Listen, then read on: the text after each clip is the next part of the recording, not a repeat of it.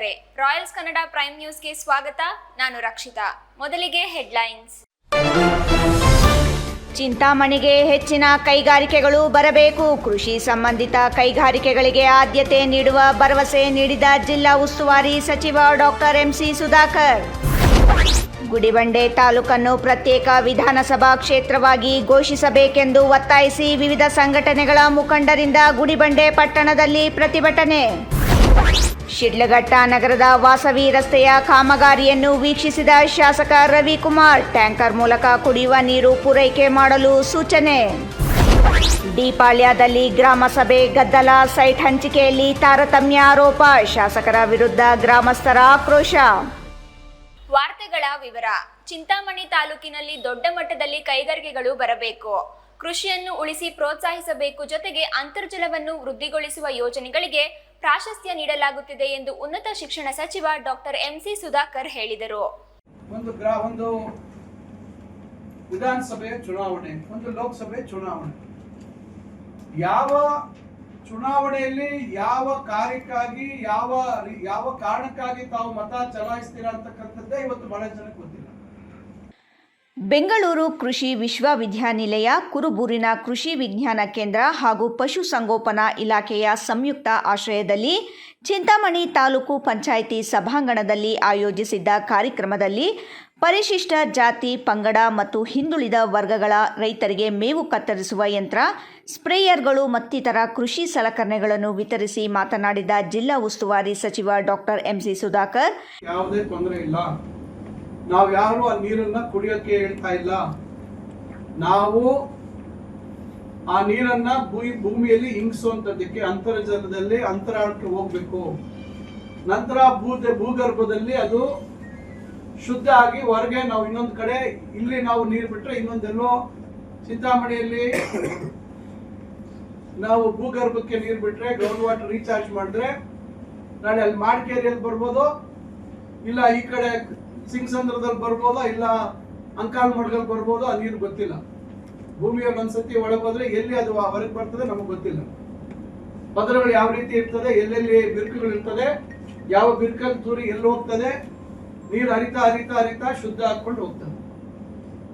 ಇವತ್ತು ಎಲ್ಲ ಕಡೆ ಅಂತರ್ಜಲ ವೃದ್ಧಿಯಾಗಿದೆ.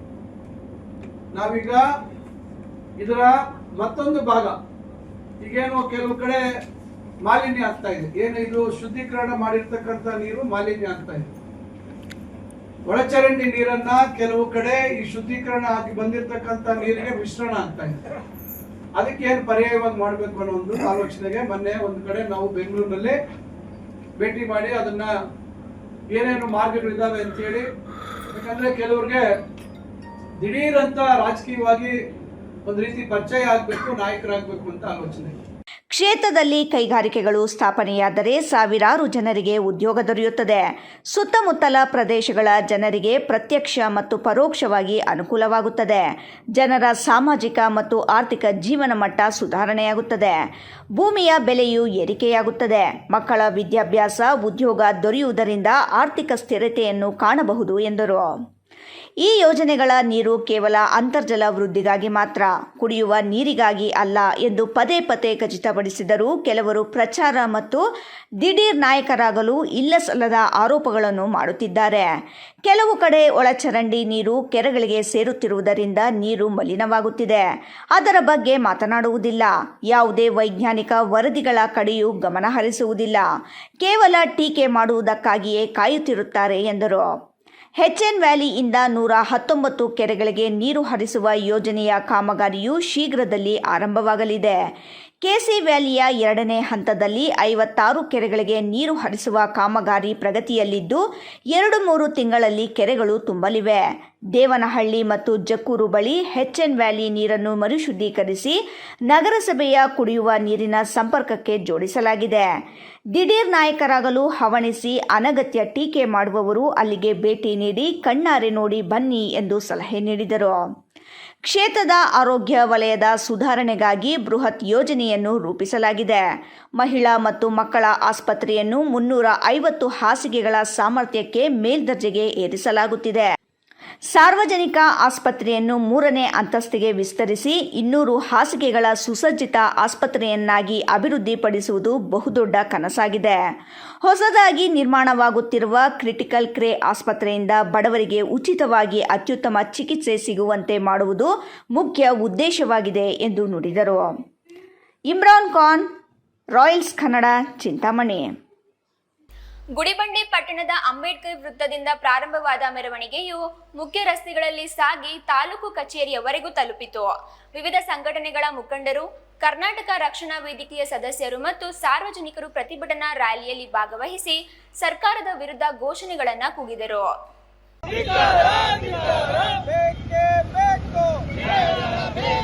ಸಭೆಯಲ್ಲಿ ಮಾತನಾಡಿದ ಪ್ರತಿಭಟನಾಕಾರರು, ಪ್ರಸ್ತುತ ಗುಡಿಬಂಡೆ ತಾಲೂಕು ಬಾಗೇಪಲ್ಲಿ ವಿಧಾನಸಭಾ ಕ್ಷೇತ್ರದ ವ್ಯಾಪ್ತಿಗೆ ಬರುತ್ತದೆ. ಇದರಲ್ಲಿ ಬಾಗೇಪಲ್ಲಿ, ಗುಡಿಬಂಡೆ ಮತ್ತು ಹೊಸದಾಗಿ ಸೇರ್ಪಡೆಯಾದ ಚೇಳೂರು ತಾಲೂಕು ಸೇರಿವೆ. ಇದು ಗುಡಿಬಂಡೆ ತಾಲೂಕಿನಲ್ಲಿ ಒಟ್ಟಾರೆ ಅಭಿವೃದ್ಧಿಗೆ ಪ್ರಮುಖ ಅಡಚಣೆಯಾಗಿದೆ ಎಂದು ಆರೋಪಿಸಿದರು. ಪ್ರೊಫೆಸರ್ ನಂಜುಂಡಪ್ಪ ಅವರ ವರದಿಯ ಪ್ರಕಾರ ಗುಡಿಬಂಡೆ ತಾಲೂಕು ಅತ್ಯಂತ ಹಿಂದುಳಿದ ಪ್ರದೇಶಗಳಲ್ಲಿ ಒಂದಾಗಿದೆ. ಶೈಕ್ಷಣಿಕ, ಐತಿಹಾಸಿಕ, ಮೂಲಸೌಕರ್ಯ ಮತ್ತು ಸಾಮಾಜಿಕ ಅಭಿವೃದ್ಧಿಗೆ ಪ್ರತ್ಯೇಕ ವಿಧಾನಸಭಾ ಕ್ಷೇತ್ರ ಅತ್ಯಗತ್ಯ. ಈ ಕಾರಣಕ್ಕಾಗಿ ನಾವು ಕಳೆದ 35 ವರ್ಷಗಳಿಂದ ನಿರಂತರವಾಗಿ ಹೋರಾಡುತ್ತಿದ್ದೇವೆ ಎಂದು ಅವರು ಹೇಳಿದರು. ಮಂಡಿಗಲ್ ಮತ್ತು ನಗರಗೆರೆ ಹೋಬಳಿಗಳನ್ನು ಸೇರಿಸಿ ಪ್ರತ್ಯೇಕ ಗುಡಿಬಂಡೆ ವಿಧಾನಸಭಾ ಕ್ಷೇತ್ರವನ್ನು ರಚಿಸಬಹುದು ಎಂದು ಪ್ರತಿಭಟನಾಕಾರರು ಹೇಳಿದರು. ಭಾರತೀಯ ಸಂವಿಧಾನದ 170 ಮತ್ತು 182ನೇ ವಿಧಿಗಳನ್ನು ಉಲ್ಲೇಖಿಸಿ ಜನಗಣತಿಯ ನಂತರ ಮುಂದಿನ ಸೀಮಾ ನಿರ್ಣಯ ಪ್ರಕ್ರಿಯೆಯು ನಂತರ ಗುಡಿಬಂಡೆಯನ್ನು ಪ್ರತ್ಯೇಕ ಕ್ಷೇತ್ರವೆಂದು ಘೋಷಿಸಬೇಕು ಎಂದು ಅವರು ಒತ್ತಾಯಿಸಿದರು. ವಾಣಿಜ್ಯ ಚಟುವಟಿಕೆಗಳು ಬಾಗೇಪಲ್ಲಿಗಿಂತ ಗುಡಿಬಂಡೆಯಲ್ಲಿ ಚೆನ್ನಾಗಿ ಇತ್ತು. ಈ ಒಂದು ನಿಟ್ಟಿನಲ್ಲಿ ನೆಲಗೇರಿ ಹೋಬಳಿಯವರು ಇಲ್ಲಿಗೆ ಓಟ್ ಹಾಕ್ತಾ ಇದ್ರು. ಬಾಗೇಪಲ್ಲಿ ಕ್ಷೇತ್ರಕ್ಕೆ ಇಲ್ಲಿಗೆ ಬರ್ತಾ ಇದ್ರು ಓಟ್ ಹಾಕಕ್ಕೆ. ಏನು ಪೊಲೀಸ್ ಸ್ಟೇಷನ್ ನಿಮಿತ್ತು ಮಂಡಿಕಲ್ ಹೋಬಳಿ ಇಲ್ಲಿ ಸೇರ್ತಿದ್ರು. ಇವತ್ತು ಅದು ತೆಗೆದಿದ್ದಾರೆ. ಈ ಸಂದರ್ಭದಲ್ಲಿ ಕರ್ನಾಟಕ ರಕ್ಷಣಾ ವೇದಿಕೆಯ ಸದಸ್ಯರು, ಗುಡಿಬಂಡೆ ಪ್ರತ್ಯೇಕ ವಿಧಾನ ಹೋರಾಟ ಸಮಿತಿ ಸದಸ್ಯರು ತಹಸೀಲ್ದಾರ್ ಅವರಿಗೆ ಪ್ರತಿಭಟನಾ ಮನವಿ ಪತ್ರವನ್ನು ಸಲ್ಲಿಸಿದರು. 2028ರ ಚುನಾವಣೆಗೆ ಮೊದಲು ಗುಡಿಬಂಡೆ ವಿಧಾನಸಭಾ ಕ್ಷೇತ್ರವನ್ನು ರಚಿಸಬೇಕು ಎಂದು ಪ್ರತಿಭಟನಾಕಾರರು ಒತ್ತಾಯಿಸಿದರು.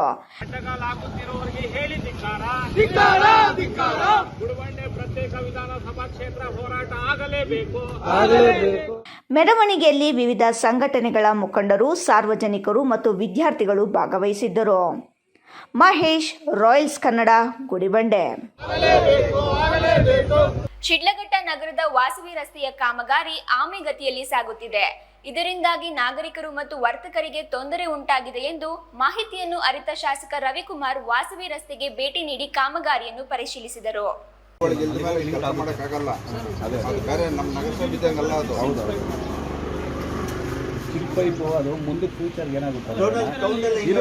ನಗರಸಭೆಯ ಒಳಚರಂಡಿ ಬೆಸ್ಕಾಂ ಇಲಾಖಾಧಿಕಾರಿಗಳೊಂದಿಗೆ ಶಿಡ್ಲಘಟ್ಟ ನಗರದ ವಾಸವಿ ರಸ್ತೆಯ ಕಾಮಗಾರಿಯನ್ನು ವೀಕ್ಷಿಸಿ ಮುಂದಿನ 1 ತಿಂಗಳ ಅವಧಿಯಲ್ಲಿ ಕಾಮಗಾರಿಯನ್ನು ಪೂರ್ಣಗೊಳಿಸಬೇಕು ಎಂದು ಗುತ್ತಿಗೆದಾರರಿಗೆ ಶಾಸಕರು ಸೂಚಿಸಿದ್ದಾರೆ.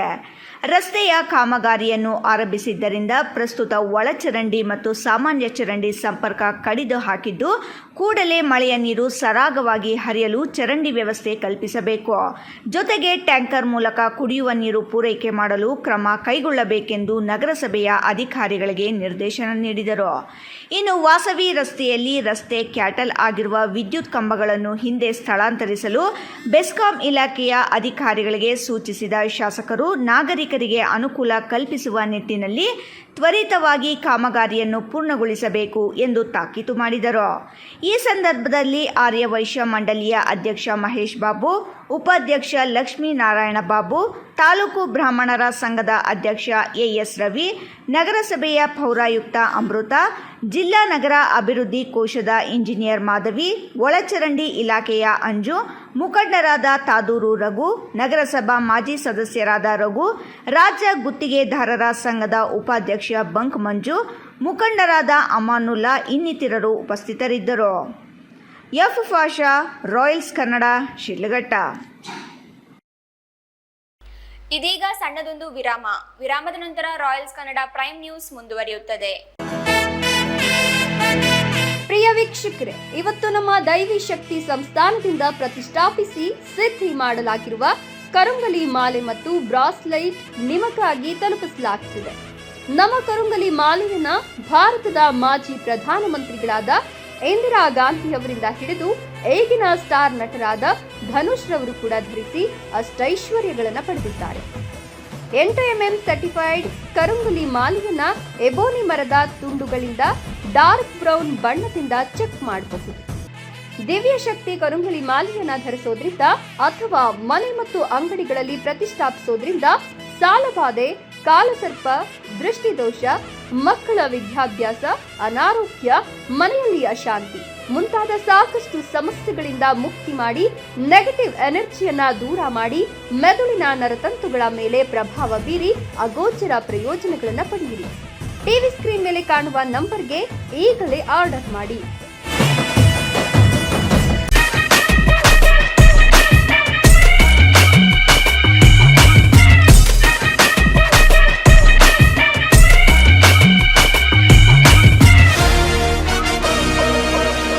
ಶ್ರೀ ಸರೋವರ್ ರೆಸಾರ್ಟ್. ಹುಟ್ಟುಹಬ್ಬ, ನಿಶ್ಚಿತಾರ್ಥ, ಬೀಗರ ಊಟ, ಕಾರ್ಯಕ್ರಮ ಯಾವುದೇ ಇರಲಿ, ನಿಮ್ಮ ಸಂಭ್ರಮ ಶ್ರೀ ಸರೋವರ್ ರೆಸಾರ್ಟ್ನಲ್ಲಿರಲಿ. ಸುಂದರ ವಾತಾವರಣ, ಸುವಿಶಾಲ ಮೈದಾನ, ಕಾರ್ಯಕ್ರಮ ವೇದಿಕೆ ಎಲ್ಲವೂ ನಿಮಗಾಗಿ. ಆಕರ್ಷಕ ಬಾಡಿಗೆ, ಸಮಾಧಾನದ ಸೇವೆ. ಕೆಂಪೇಗೌಡ ವಿಮಾನ ನಿಲ್ದಾಣದಿಂದ ಕೇವಲ 30 ಕಿಲೋಮೀಟರ್ ಅಂತರದಲ್ಲಿ, ದಿನ್ನೆಹೊಸಹಳ್ಳಿಯಿಂದ ಈಶಾಗೆ ಹೋಗುವ ಮುಖ್ಯ ರಸ್ತೆಯಲ್ಲಿ ಸಿದ್ಧವಾಗಿದೆ ಶ್ರೀ ಸರೋವರ್ ರೆಸಾರ್ಟ್. ಈಶಾ ದೇವಾಲಯದಿಂದ ಕೂಗಳತೆ ದೂರ, ರಂಗಧಾಮ ಕೆರೆಯಿಂದ ಕೆಲವೇ ಅಡಿಗಳ ಅಂತರ, ಲೇಕ್ ವ್ಯೂ, ಹಿಲ್ ವ್ಯೂ ಎಲ್ಲವೂ ಲಭ್ಯವಿರುವ ಏಕೈಕ ರೆಸಾರ್ಟ್ ಶ್ರೀ ಸರೋವರ್. ಎಲ್ಲ ಎಸಿ ಕೊಠಡಿಗಳು, ಸ್ಟಾರ್ ಹೋಟೆಲ್ ಸೌಲಭ್ಯಗಳು. ಮತ್ತೇಕೆ ತಡ? ಕೂಡಲೇ ಬುಕ್ ಮಾಡಲು ಸಂಪರ್ಕಿಸಿ ಶ್ರೀ ಸರೋವರ್ ರೆಸಾರ್ಟ್, ಈಶಾ ಮುಖ್ಯ ರಸ್ತೆ, ಈಶಾ ದೇವಾಲಯದ ಸಮೀಪ, ಚಿಕ್ಕಬಳ್ಳಾಪುರ. ಮೊಬೈಲ್ ಸಂಖ್ಯೆ 9555611053. ಮತ್ತೊಂದು ಸಂಖ್ಯೆ 8904562827.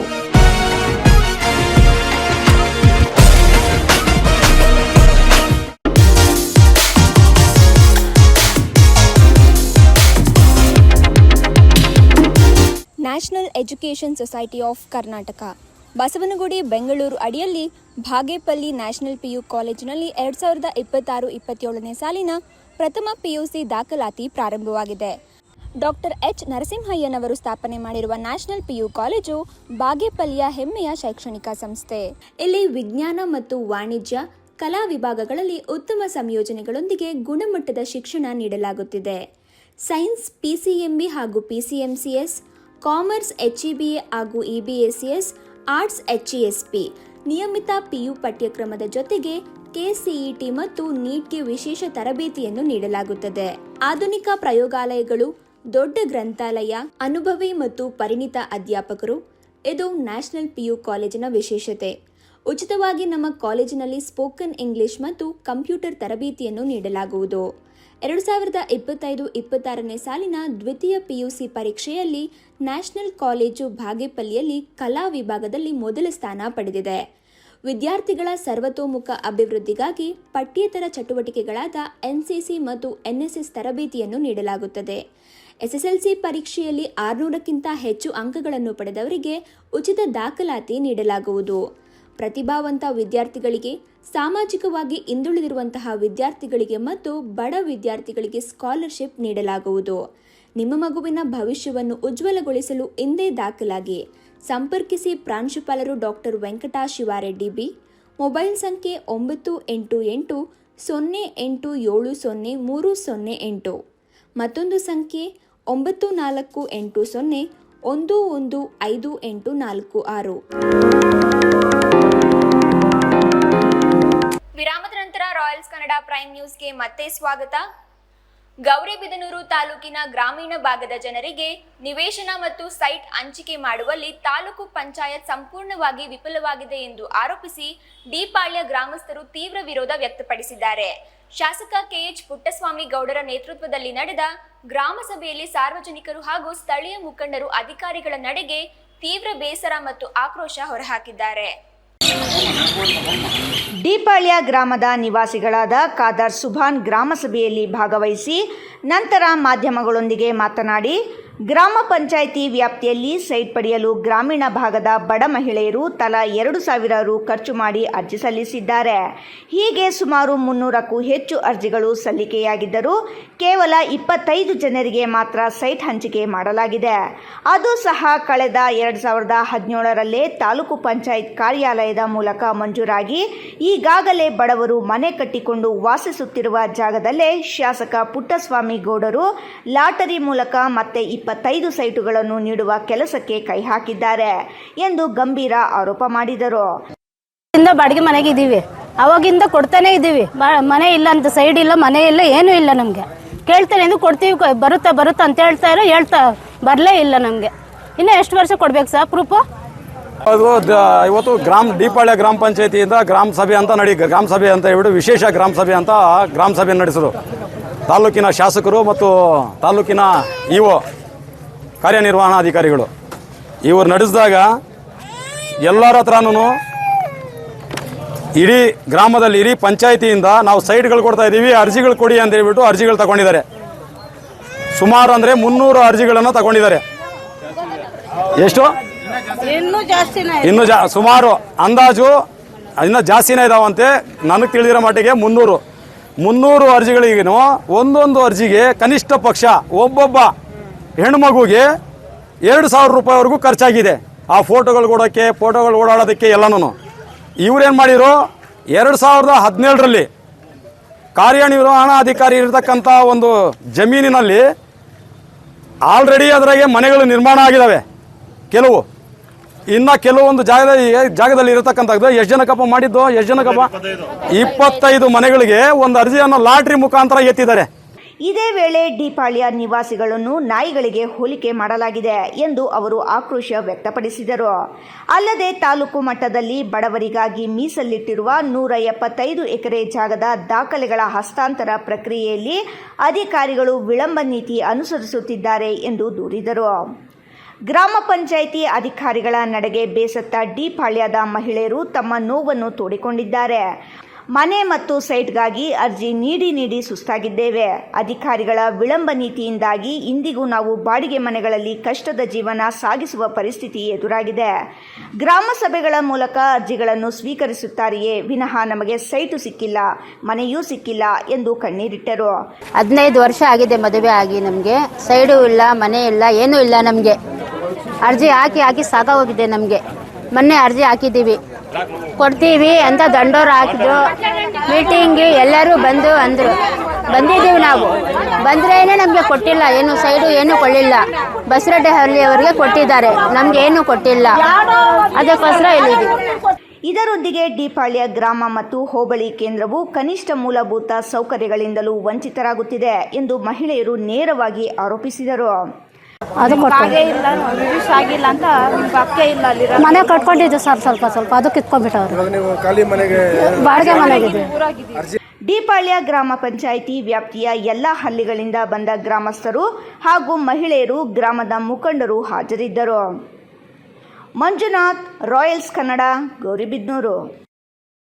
ಹಿಂದೂ ಮುಸ್ಲಿಮರು ಎಂಬ ಭೇದ ಭಾವವಿಲ್ಲದೆ ಎಲ್ಲರೂ ಸಹೋದರರಂತೆ ಕಾನೂನು ಸುವ್ಯವಸ್ಥೆ ಕಾಪಾಡಿಕೊಂಡು ಶಾಂತಿ ಸೌಹಾರ್ದತೆಯಿಂದ ಪರಸ್ಪರ ಪ್ರೀತಿ ವಿಶ್ವಾಸದಿಂದ ಹಬ್ಬಗಳನ್ನು ಆಚರಿಸಬೇಕು ಎಂದು ಸರ್ಕಲ್ ಇನ್ಸ್ಪೆಕ್ಟರ್ ಆನಂದ್ ಹೇಳಿದರು. ಶಿಡ್ಲಘಟ್ಟ ನಗರ ಪೊಲೀಸ್ ಠಾಣೆಯಲ್ಲಿ ಆಯೋಜಿಸಿದ ಶಾಂತಿ ಸಭೆಯಲ್ಲಿ ಅವರು ಮಾತನಾಡಿದರು. ತ್ಯಾಗ ಮತ್ತು ಬಲಿದಾನದ ಸಂಕೇತವಾಗಿರುವ ಬಕ್ರೀದ್ ಹಬ್ಬ ಮತ್ತು ಶ್ರೀರಾಮ ಶೋಭಾಯಾತ್ರೆಯನ್ನು ಶಾಂತಿ ಸೌಹಾರ್ದತೆಯಿಂದ ಆಚರಿಸಬೇಕು. ಅದು ಬೇರೆಯವ್ರಿಗೆ ಎಕ್ಸಾಂಪಲ್, ಈಗ ನಿಮ್ಮ ಹಬ್ಬಗಳು ಮುಸ್ಲಿಂ ಹಬ್ಬದಿನ ಹಿಂದೂ ಅವರಿಗೆ ಯಾವುದೇ ರೀತಿಯ ಪ್ರಚೋದನಕ್ಕಾಗಿ ಅಥವಾ ಇದಾಗಬಾರ್ದು, ಭಾಷಣ ಏನು ಆಗೋದು ಬೇಡ, ಆಗಬಾರ್ದು ಅಂತ ನಿಮ್ಮಲ್ಲಿ ಹೋಗಿದ್ದು. ಎರಡನೇದಾಗಿ ಈ ಶ್ರೀರಾಮ ಶೋಭಾಯಾತ್ರೆಯಲ್ಲಿ ನೀವು ಸಹ ಮೆರವಣಿಗೆಯಲ್ಲಿ ಬರ್ತಿರ್ತೀರಿ. ಆ ಟೈಮಲ್ಲಿ ಅನಾವಶ್ಯಕವಾಗಿ ಕೆಲವರು ಇರ್ತಾರೆ, ಅನಾವಶ್ಯಕವಾಗಿ ಯಾವುದೇ ರೀತಿಯ ಬೇರೆ ಇನ್ನೊಂದು ಕೋಮಿಗೆ ಉದ್ರೇಕಗೊಳ್ಳೋದು ಅಥವಾ ಬೇರೆ ರೀತಿಯ ಕೆಟ್ಟದಾಗಿ ಮಾತಾಡೋದು ಅದು ಯಾವುದೂ ಆಗಬಾರ್ದು. ಇದು ನಮ್ಮ ಪೊಲೀಸ್ ಇಲಾಖೆಯಿಂದ ಕಟ್ಟುನಿಟ್ಟಿನ ಸೂಚನೆ ಅಥವಾ ಆದೇಶದ.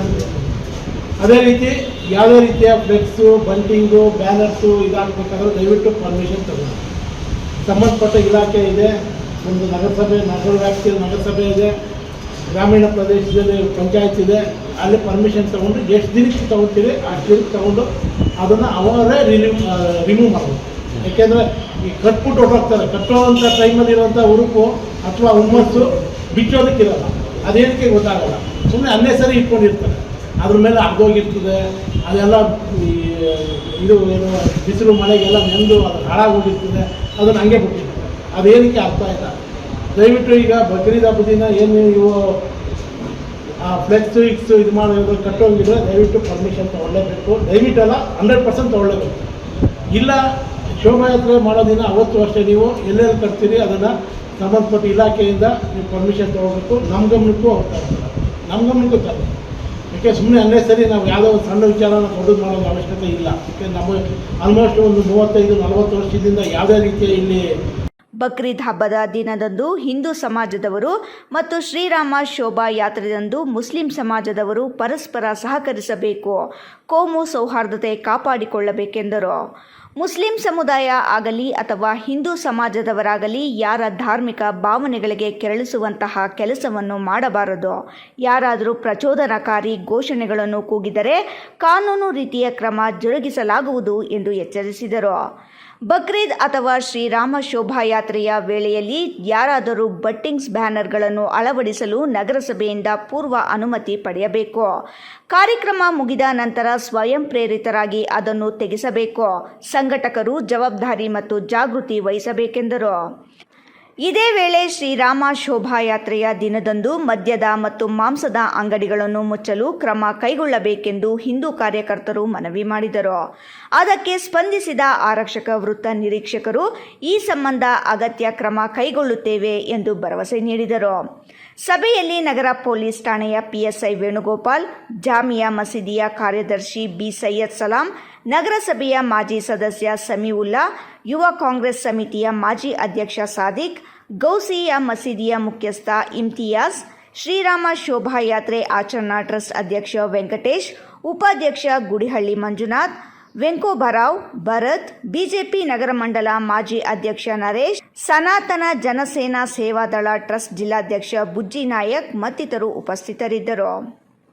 F Pasha, royals Kannada, Sidlaghatta.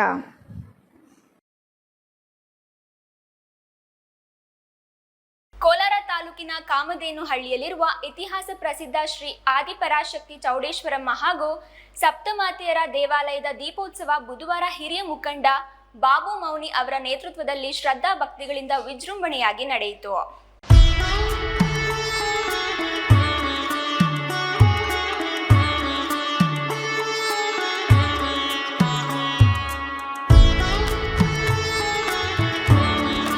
ಕೋಲಾರ ತಾಲೂಕಿನ ಕಾಮಧೇನುಹಳ್ಳಿಯಲ್ಲಿರುವ ಇತಿಹಾಸ ಪ್ರಸಿದ್ಧ ಶ್ರೀ ಆದಿಪರಾಶಕ್ತಿ ಚೌಡೇಶ್ವರಮ್ಮ ಹಾಗೂ ಸಪ್ತಮಾತೆಯರ ದೇವಾಲಯದ ದೀಪೋತ್ಸವ ಬುಧವಾರ ಹಿರಿಯ ಮುಖಂಡ ಬಾಬು ಮೌನಿ ಅವರ ನೇತೃತ್ವದಲ್ಲಿ ಶ್ರದ್ಧಾ ಭಕ್ತಿಗಳಿಂದ ವಿಜೃಂಭಣೆಯಾಗಿ ಜರುಗಿತು. ಬೆಳಿಗ್ಗೆ ಸುಪ್ರಭಾತ, ದೇವಿಗೆ ಕುಂಕುಮಾರ್ಚನೆ, ವಿಶೇಷ ಹೂವಿನ ಅಲಂಕಾರ, ಪೂಜಾ ವಿಧಾನಗಳು ನಡೆಯಿತು. ದೀಪೋತ್ಸವ ಪ್ರಯುಕ್ತ ದೇವಾಲಯಕ್ಕೆ ಹಸಿರು ತೋರಣಗಳನ್ನು ಕಟ್ಟಿ ಹಾಗೂ ವಿದ್ಯುತ್ ದೀಪ ಅಲಂಕಾರಗಳನ್ನು ಮಾಡಲಾಗಿತ್ತು. ಗ್ರಾಮದ ಮಹಿಳೆಯರು ತಂಬಿಟ್ಟು ದೀಪಗಳನ್ನು ಬೆಳಗಿ ತಮ್ಮ ಇಷ್ಟಾರ್ಥ ಈಡೇರಿಸುವಂತೆ ಪೂಜೆ ಸಲ್ಲಿಸಿದರು. ಮಧ್ಯಾಹ್ನ ತೀರ್ಥ ಪ್ರಸಾದ, ಅನ್ನ ಸಂತರ್ಪಣೆ ಸಹ ನೆರವೇರಿತು. ಈ ವೇಳೆ ಹಿರಿಯ ಮುಖಂಡ ಬಾಬು ಮೌನಿ ಮಾತನಾಡಿ, ಪ್ರತಿ ವರ್ಷದಂತೆ ನಮ್ಮ ಗ್ರಾಮದಲ್ಲಿ ನೆಲೆಸಿರುವ ಚೌಡೇಶ್ವರಮ್ಮ ಹಾಗೂ ಸಪ್ತಮಾತೆಯರ ದೀಪೋತ್ಸವವು ಅದ್ಧೂರಿಯಾಗಿ ನಡೆದುಕೊಂಡು ಬರಲಾಗುತ್ತಿದೆ. ಗ್ರಾಮದ ಮಹಿಳೆಯರು ತಂಬಿಟ್ಟು ದೀಪ ತಲೆಯ ಮೇಲೆ ಹೊತ್ತುಕೊಂಡು ದೇವಾಲಯಕ್ಕೆ ಬಂದು ವಿಶೇಷ ಪೂಜೆಯಲ್ಲಿ ಪಾಲ್ಗೊಳ್ಳುತ್ತಾರೆ. ದೇವಾಲಯಕ್ಕೆ ಬರುವ ಪ್ರತಿಯೊಬ್ಬರಿಗೂ ಅನ್ನ ಸಂತರ್ಪಣೆ ಸಹ ನೆರವೇರಿಸಲಾಗುತ್ತದೆ. ಲೋಕ ಕಲ್ಯಾಣಕ್ಕಾಗಿ ಪೂಜೆ ಸಲ್ಲಿಸಿ ಉತ್ತಮ ಮಳೆ ಬೆಳೆ ಬಂದು ಜೀವ ಸಂಕುಲಗಳು ಸುಭಿಕ್ಷವಾಗಿರಲಿ ಎಂದು ಪೂಜೆ ಮಾಡಲಾಗಿದೆ ಎಂದು ತಿಳಿಸಿದರು. ಪ್ರತಿ ವರ್ಷದಂತೆ ಚೌಡೇಶ್ವರಮ್ಮ ದೇವಿಗೆ ಬೆಳಗ್ಗೆಯಿಂದ ಅಭಿಷೇಕ ಪೂಜಾ ಕೈಂಕರ್ಯಗಳು ಪ್ರಾರಂಭ ಆಗಿ ಮುಕ್ತಾಯ ಆಗಿದೆ. ನಂತರ ಅನ್ನ ಸಂತರ್ಪಣೆ ಕಾರ್ಯಕ್ರಮ ಅಮುದು ಅಂತೇಳಿ ಇಲ್ಲಿ ಈ ಗ್ರಾಮದಲ್ಲಿ ಪ್ರತಿ ಕುಟುಂಬದಿಂದನೂ ಎಲ್ಲರೂ ಬಂದು ಇಲ್ಲಿ ಪ್ರಸಾದವನ್ನು ಸ್ವೀಕರಿಸ್ತಾರೆ. ಹಾಗಾಗಿ ಇವತ್ತು ಎಲ್ಲರೂ ಸಹ ಒಟ್ಟಾಗಿ ಸೇರಿ ಈ ದೇವಿಯ ಒಂದು ಪೂಜೆಯಲ್ಲಿ ಭಾಗವಹಿಸಿ ಕಾರ್ಯಕ್ರಮವನ್ನು ಯಶಸ್ವಿಗೊಳಿಸಿದ್ದೀವಿ. ಹಾಗೆಯೇ ಈ ದೇವಸ್ಥಾನ, ಈ ಊರು ಯಾವಾಗ ಪ್ರಾರಂಭ ಆಯಿತು ಆ ಕಾಲದಿಂದನೂ ಇದೆ ಅಂತ ಈ ಪ್ರತೀತಿ. ಭಾಳ ಅನಾದಿ ಕಾಲದಿಂದ ಇರ್ತಕ್ಕಂಥ ಈ ದೇವಸ್ಥಾನಕ್ಕೆ ಹರಕೆ ಹೊತ್ಕೊಂಡು ಬಂದಂಥವ್ರಿಗೆ ಭಾಳಷ್ಟು ಭಕ್ತರಿದ್ದಾರೆ. ಅವರೆಲ್ಲರೂ ಇವತ್ತು ಭಾಗವಹಿಸಿ ಕಾರ್ಯಕ್ರಮ ಯಶಸ್ವಿಗೊಳಿಸಿದ್ದಾರೆ. ನಾಳೆ ಬೆಳಗ್ಗೆ 6 ಗಂಟೆಗೆ ಆದಿಶಕ್ತಿ ಯಲ್ಲಮ್ಮ ದೇವಸ್ಥಾನ ಇದೆ. ಆ ದೇವಸ್ಥಾನಕ್ಕೆ ಬೆಳಗ್ಗೆ ದೀಪಗಳನ್ನು ಹೊತ್ತು ಮಹಿಳೆಯರು ಬರ್ತಾರೆ. ಅಲ್ಲಿ ದೀಪಗಳನ್ನು ಬೆಳಗಿ ಆನಂತರ ಪ್ರಸಾದ ಸ್ವೀಕರಿಸಿ ವಾಪಸ್ ಬಂದು ನಂತರ 8:30ಕ್ಕೆ ಶ್ರೀ ಆದಿಶಕ್ತಿ ಸತ್ಯಮ್ಮನಿಗೆ 9 ಗ್ರಾಮಗಳಿಂದ ದೀಪಗಳನ್ನು ಹೊತ್ಕೊಂಡ್ಬಂದು ಒಂದು ಜಾತ್ರೆ ಹುಟ್ಲು ಪರಸೆ ಅಂತೇಳಿ ಅಲ್ಲಿ ಪ್ರತಿ ವರ್ಷ ನಡೀತದೆ. ಈ ತಿಂಗಳಲ್ಲಿ ಹುಟ್ಲು ಪರಸೆ ಅಂತ ಮಾಡ್ತೀವಿ. ಅಲ್ಲೂ ಸಹ ಬೆಳಗ್ಗೆ ಅಭಿಷೇಕ ಪೂಜಾ ಕೈಂಕರ್ಯ ನಡೆದು ನಂತರ ದೀಪ ಬೆಳಗಿದಾದಮೇಲೆ ಈ ಸಂದರ್ಭದಲ್ಲಿ ನೂರಾರು ಸಂಖ್ಯೆಯ ಗ್ರಾಮಸ್ಥರು ಪೂಜೆಯಲ್ಲಿ ಪಾಲ್ಗೊಂಡಿದ್ದರು. ಅಂಚೆ ವಿಜಯ್, ರಾಯಲ್ಸ್ ಕನ್ನಡ, ಕೋಲಾರ. ಇದೀಗ ಸಣ್ಣದೊಂದು ವಿರಾಮ. ವಿರಾಮದ ನಂತರ ರಾಯಲ್ಸ್ ಕನ್ನಡ ಪ್ರೈಮ್ ನ್ಯೂಸ್ ಮುಂದುವರಿಯುತ್ತದೆ.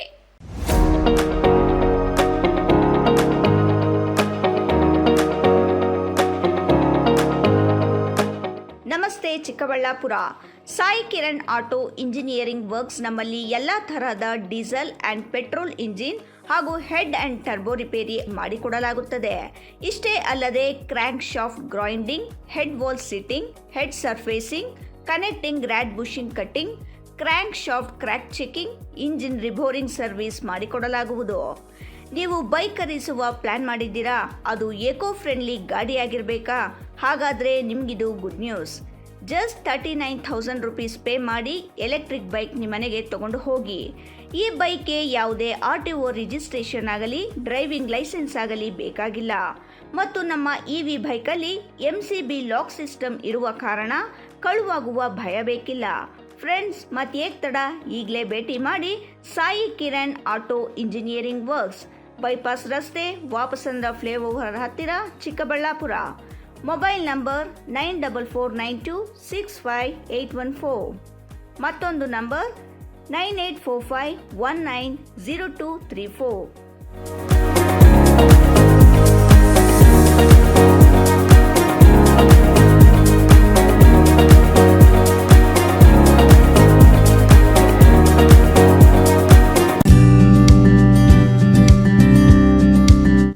ವೀಕ್ಷಕರೇ ನಮಸ್ಕಾರ. ನಾವಿವತ್ತಿದ್ದೀವಿ ಶ್ರೀ ವರ್ಷಿಣಿ ವೆಂಚರ್ಸ್ ನ ದಿಲೋಕ ರೆಸಿಡೆನ್ಸಿಯಲ್ಲಿ. ಮೇಡಮ್, ಇದು ದಿಲೋಕ ರೆಸಿಡೆನ್ಸಿ ಅಂತ ಹೇಳ್ಬಿಟ್ಟು, ಸೊ ಇದು ಪ್ರಾಪರ್ಟಿ ಬಂದ್ಬಿಟ್ಟು ನಿಮ್ಗೆ DP ಅಪ್ರೂವಲ್ ಮಾಡಿರುವಂತದ್ದು. ದೊಡ್ಡಬಳ್ಳಾಪುರ ಟು ಚಿಕ್ಕಬಳ್ಳಾಪುರ ರೋಡ್ ಅಲ್ಲಿ ತಿಮ್ಮಸಂದ್ರ ಅಂತ ಬರುತ್ತೆ. ಆ ತಿಮ್ಮಸಂದ್ರ ವಿಲೇಜ್ ಅಟ್ಯಾಚ್ ಆಗಿ ಹೈವೇ ಇಂದ just walkable distance, almost attach ಆಗಿ ಇರುವಂತದ್ದು ಪ್ರಾಪರ್ಟಿ. ಸೊ ಇಲ್ಲಿ ರೆಸಿಡೆನ್ಸಿಯಲ್ ಪರ್ಪಸ್ ಆಗಿ 3 ಎಕರೆಯಲ್ಲಿ ಡೆವಲಪ್ಮೆಂಟ್ ಮಾಡಿರುವಂತ ಲೇಔಟ್ ಇದು. ಸರ್, ಇದು ಸ್ಕ್ವೇರ್ ಫೀಟ್ ನೀವು ಏನು ಪ್ರೈಸ್ ಅಲ್ಲಿ ಕೊಡ್ತಾ ಇದ್ದೀರಾ ಸರ್ ಗ್ರಾಹಕರಿಗೆ? 3,200 ರೂಪಾಯಿ ಪರ್ ಸ್ಕ್ವೇರ್ ಫೀಟ್ ಕೋಟ್ ಮಾಡ್ತಾ ಇದೀವಿ. ಸ್ಲೈಟ್ಲಿ ನೆಗೋಷಿಯಬಲ್ ಕೂಡ ಇರುತ್ತೆ. ಮತ್ತೆ ಇದು ಮೈನ್ ಪ್ರೈಸ್ ಅನ್ನೋದಕ್ಕಿಂತ ಇದು ಪ್ರಾಪರ್ಟಿ ಡೆವಲಪ್ಮೆಂಟ್ ನೋಡಿ ನೀವು. ಸೊ ಮೇನ್ ರೋಡ್ ಇಂದ ಜಸ್ಟ್ ವಾಕಬಲ್ ನಿಮಗೆ ಅರೌಂಡ್ ಒಂದು 2 to 3 ಕಿಲೋಮೀಟರ್ಸ್ ಹೋದ್ರೆ ಫಾಸ್ಕಾನ್ ಕಂಪನಿ ಸಿಗುತ್ತೆ. ಆ ತರ ಅಂದ್ರೆ ಈ ಕಡೆ ಗೀತಮ್ ಯೂನಿವರ್ಸಿಟಿ ಒಂದಿದೆ, ಮತ್ತೆ ಅಮಿಟಿ ಯೂನಿವರ್ಸಿಟಿ ಇದೆ, ಮತ್ತೆ ಜಾಲಪ್ಪ ತಾಂತ್ರಿಕ ವಿದ್ಯಾಲಯ ಕೂಡ ಇದೆ. ಸೊ ಆ ತರ ಸುಮಾರು ಮತ್ತೆ ಪ್ರೈವೇಟ್ ಸ್ಕೂಲ್ಸ್ ಅಂಡ್ ಕಾಲೇಜಸ್ ಕೂಡ ಇದೆ. ಎಲ್ಲದಕ್ಕೂ ವ್ಯಾನ್ ಫೆಸಿಲಿಟೀಸ್ ಅವೈಲೇಬಲ್ ಇರುತ್ತೆ. ಆಲ್ಮೋಸ್ಟ್ ಎಲ್ಲ ಟ್ರಾನ್ಸ್ಪೋರ್ಟ್, ಒಂದು ಸ್ಕೂಲ್ ಅಂದ್ಮೇಲೆ ಕಾಲೇಜ್ ಅಂದ್ಮೇಲೆ ಎಲ್ಲ ಟ್ರಾನ್ಸ್ಪೋರ್ಟ್ ಫೆಸಿಲಿಟಿ ಇದ್ದೇ ಇರುತ್ತೆ. ನೋಡಿದ್ರಲ್ಲ ವೀಕ್ಷಕರೇ, ಶ್ರೀ ವರ್ಷಿಣಿ ವೆಂಚರ್ಸ್ ದಿಲೋಕ ರೆಸಿಡೆನ್ಸಿ ವತಿಯಿಂದ ಶ್ರೀನಿವಾಸುಲು ಅವರು ಸಾಕಷ್ಟು ವಿವರಗಳನ್ನ ನಿಮ್ಗೆ ನೀಡಿದ್ದಾರೆ. ಇನ್ನೂ ಹೆಚ್ಚಿನ ಮಾಹಿತಿ ಬೇಕಾದಲ್ಲಿ ಈ ಕೆಳಗಡೆ ಕಾಣ್ತಾ ಇರುವಂತಹ ಕಾಂಟ್ಯಾಕ್ಟ್ ನಂಬರ್ಗೆ ಕಾಲ್ ಮಾಡಿ ನಿಮ್ಮ ಮಾಹಿತಿಯನ್ನ ತಿಳ್ಕೋಬಹುದು. ಅದರೊಂದಿಗೆ ನೀವು ನಿಮ್ಮ ಕುಟುಂಬದೊಟ್ಟಿಗೆ ಇಲ್ಲಿಗೆ ಬಂದು ನಿಮ್ಮ ಸೈಟ್ ಗಳನ್ನ ವಿಸಿಟ್ ಮಾಡಿ ಇದರ ಬಗ್ಗೆ ಮಾಹಿತಿಯನ್ನು ಕೂಡ ತಿಳ್ಕೋಬಹುದು. ಹಾಗಾದ್ರೆ ತಡ ಯಾಕೆ, ಈ ಕೂಡಲೇ ಈ ಜಾಗಕ್ಕೆ ಭೇಟಿ ನೀಡಿ ಅತ್ಯುತ್ತಮವಾದ ಸ್ಥಳವಾಗಿರುವಂತಹ ಈ ವರ್ಷಿಣಿ ವೆಂಚರ್ಸ್ ನ ಸೈಟ್ ನ ನಿಮ್ಮದಾಗಿಸಿಕೊಳ್ಳಿ. ವಿರಾಮದ ನಂತರ ರಾಯಲ್ಸ್ ಕನ್ನಡ ಪ್ರೈಮ್ ನ್ಯೂಸ್ಗೆ ಮತ್ತೆ ಸ್ವಾಗತ. ಆನ್ಲೈನ್ ಔಷಧ ಮಾರಾಟ ಮತ್ತು ಫಾರ್ಮಸಿಗಳ ಅಕ್ರಮ ದರ ಕಡಿತ ವಿರೋಧಿಸಿ ಅಖಿಲ ಭಾರತ ಔಷಧ ವ್ಯಾಪಾರಿಗಳ ಸಂಘ ಕರೆ ನೀಡಿರುವ ಪ್ರತಿಭಟನೆಗೆ ಕೋಲಾರ ಜಿಲ್ಲಾ ಕೆಮಿಸ್ಟ್ ವೆಲ್ಫೇರ್ ಅಸೋಸಿಯೇಷನ್ ಬೆಂಬಲ ಸೂಚಿಸಿ ನಗರದ ತಾಲೂಕು ಕಚೇರಿಯಲ್ಲಿ ತಹಸೀಲ್ದಾರ್ಗೆ ಮನವಿ ಸಲ್ಲಿಸಲಾಯಿತು. ಕೋಲಾರ ಜಿಲ್ಲಾ ಕೆಮಿಸ್ಟ್ರಿ ವೆಲ್ಫೇರ್ ಅಸೋಸಿಯೇಷನ್ ಕಾರ್ಯದರ್ಶಿ ಬಿ ಉಮೇಶ್ ಮಾತನಾಡಿ, ಭಾರತ ದೇಶದಾದ್ಯಂತ 12.40 ಲಕ್ಷಕ್ಕೂ ಹೆಚ್ಚು ಔಷಧಿ ವ್ಯಾಪಾರಿಗಳಿದ್ದಾರೆ. ಆನ್ಲೈನ್ ಪೋರ್ಟಲ್ಗಳ ಅನಿಯಂತ್ರಿತ ಕಾರ್ಯನಿರ್ವಹಣೆ ಮತ್ತು ದರೋಡೆಕೋರತನದ ಬೆಲೆ ಅಕ್ರಮಗಳ ವಿರುದ್ಧ ಎಲ್ಲರೂ ಬೀದಿಗಿಳಿದು ಪ್ರತಿಭಟಿಸುವುದಾಗಿ ಹೇಳಿದರು. ಪ್ರಧಾನಿ ನರೇಂದ್ರ ಮೋದಿ ಅವರಿಗೆ ಪದೇ ಪದೇ ಪತ್ರಗಳ ಮೂಲಕ ವಿನಂತಿಸಿದರು. ಈ ಪೋರ್ಟಲ್ಗಳ ಮೂಲಕ ವಹಿವಾಟು ನಡೆಸುವ ಔಷಧ ಒಪ್ಪಿ ವ್ಯಾಪಾರ ಬೀರುವ ಗಂಭೀರ ಸಮಸ್ಯೆಗಳ ಬಗ್ಗೆ ಯಾವುದೇ ಕ್ರಮ ತೆಗೆದುಕೊಳ್ಳಲಾಗಿಲ್ಲ. ಇದು ದೇಶಾದ್ಯಂತ ಔಷಧಿ ವ್ಯಾಪಾರಿಗಳಿಗೆ ತೀವ್ರ ಅಸಮಾಧಾನಕ್ಕೆ ಕಾರಣವಾಗಿದೆ ಎಂದರು. ಸರ್ಕಾರ ನಮ್ಮ ಬೇಡಿಕೆಗಳ ಬಗ್ಗೆ ಯಾವುದೇ ನಿರ್ದಿಷ್ಟ ನಿರ್ಧಾರವನ್ನು ತೆಗೆದುಕೊಳ್ಳದಿದ್ದರೆ ನಾವು ಅನಿರ್ದಿಷ್ಟಾವಧಿ ಆಂದೋಲನವನ್ನು ಪ್ರಾರಂಭಿಸಬೇಕಾಗುತ್ತದೆ ಎಂದು ಎಚ್ಚರಿಕೆ ನೀಡಿದರು. ಸರ್ಕ್ಯುಲರ್ನ ಹೊರಡಿಸಿತ್ತು 220E ಮತ್ತು 817E ಅಂತ ಹೇಳ್ಬಿಟ್ಟು ಆ ಟೆಂಪರರಿ ಅಂದರೆ ತಾತ್ಕಾಲಿಕವಾಗಿ ಹೊರಡಿಸಿದ್ದ ಸರ್ಕ್ಯುಲರನ್ನು ಕೇಂದ್ರ ಸರ್ಕಾರ ಹಿಂಪಡಿಬೇಕು ಅಂತೇಳಿ ಮತ್ತು ಕಾರ್ಪೊರೇಟ್ ಕಂಪ್ನಿಗಳವರು ಆನ್ಲೈನಲ್ಲಿ ಮಾಡ್ತಕ್ಕಂಥ ಬಿಸ್ನೆಸ್ಸಲ್ಲಿ ಹೆಚ್ಚಿನ ಡಿಸ್ಕೌಂಟ್ ಕಸ್ಟಮರ್ಸ್ಗೆ ಹೋಗ್ತಾ ಇದೆ. ಅದನ್ನು ಹೆಚ್ಚಿನ ಡಿಸ್ಕೌಂಟ್ ನೆಪದಲ್ಲಿ ನಮ್ಮ ವ್ಯಾಪಾರ ಹಾಳಾಗ್ತಾ ಇದೆ. ಆ ಡಿಸ್ಕೌಂಟನ್ನು MRP ಮೇಲೆ ಎಲ್ಲ ಕಂಪನಿಗಳವರು MRPಯನ್ನು ಕಡಿಮೆ ಮಾಡಿ ಒದಗಿಸಿದ್ರೆ ಪ್ರತಿಯೊಬ್ಬ ಪೇಷಂಟ್ಗೆ ಅಥವಾ ಗ್ರಾಹಕನಿಗೆ ಆ ಕಡಿಮೆ ಆಗಿರ್ತಕ್ಕಂಥ MRP ಔಷಧಿಗಳು ಸಿಗ್ತವೆ ಅಂತೇಳಿ ನಾವು ಕೇಂದ್ರ ಸರ್ಕಾರವನ್ನು ಒತ್ತಾಯಪಡಿಸ್ತಾ ಇಂದು ರಾಷ್ಟ್ರವ್ಯಾಪಿ ನಮ್ಮ ಕೇಂದ್ರ ಔಷಧ ವ್ಯಾಪಾರ ಸಂಸ್ಥೆಯಾದ all India chemist and drugs association ಮತ್ತು ಕರ್ನಾಟಕ ಕೆಮಿಸ್ಟ್ ಆ್ಯಂಡ್ ಡ್ರಗ್ಸ್ ಅಸೋಸಿಯೇಷನ್ನ ಒಂದು ಆಜ್ಞೆಯ ಮೇರೆಗೆ ನಾವಿವತ್ತು ಬಂದನ್ನು ಏರ್ಪಡಿಸಿದ್ದೇವೆ. ಬಂದು ಯಶಸ್ವಿಯಾಗಿ ಜಿಲ್ಲಾದ್ಯಂತ ನಡೆದಿದೆ. ಈ ಬಂದ್ಗೆ ಸಹಕಾರ ನೀಡಿರ್ತಕ್ಕಂಥ ಪ್ರತಿಯೊಬ್ಬ ಕೆಮಿಸ್ಗೂ ಹಾಗೂ ಪ್ರತಿಯೊಬ್ಬರಿಗೂ ನನ್ನ ಸಂಘದ ಪರವಾಗಿ ಅನಂತ ಅಭಿನಂದನೆಯನ್ನು ಈ ಮುಖಾಂತರ ನಾನು ತಲುಪಿಸ್ತಾ ಇದ್ದೀನಿ. ಅಂಚೆ ವಿಜಯ್, ರಾಯಲ್ಸ್ ಕನ್ನಡ, ಕೋಲಾರ. ಬಮೂಲ್ ಒಕ್ಕೂಟದಿಂದ ಈಗಾಗಲೇ 2 ಲಕ್ಷಕ್ಕೂ ಹೆಚ್ಚು ರಾಸುಗಳ ವಿಮೆ ನೋಂದಣಿಯಾಗಿದ್ದು, ರಾಜ್ಯದಲ್ಲಿ ಕಳ್ಳತನ ಪ್ರಕರಣಗಳಿಗೆ ಕಡಿವಾಣ ಹಾಗೂ ವಿಮೆ ದುರುಪಯೋಗ ತಡೆಗೆ ಒಕ್ಕೂಟದಿಂದ ವಿನೂತನ ಪ್ರಯತ್ನದ ಮೂಲಕ ರಾಸುಗಳಿಗೆ ಡಿಜಿಟಲ್ ಮಾದರಿಯಲ್ಲಿ ವಿಮೆ ಸೌಲಭ್ಯ ಪ್ರಕ್ರಿಯೆ ಹಮ್ಮಿಕೊಳ್ಳಲಾಗಿದೆ ಎಂದು ಬೆಂಗಳೂರು ಹಾಲು ಒಕ್ಕೂಟದ ನಿರ್ದೇಶಕ SP ಮುನಿರಾಜು ಹೇಳಿದರು.